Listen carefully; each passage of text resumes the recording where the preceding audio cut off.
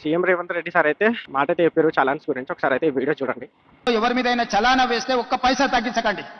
మూడవది, వాళ్ళ bank accounts తోని డైరెక్ట్ గా డిపార్ట్మెంట్ కి సింక్రనైజ్ చేయండి.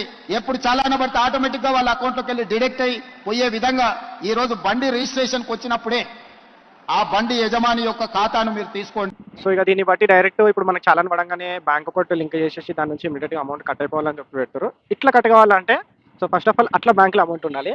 అట్లా బ్యాంకులో అమౌంట్ ఉంటేనే ఇట్లా కట్ అయిపోతాయి. లేదంటే ఇంకా అంతే.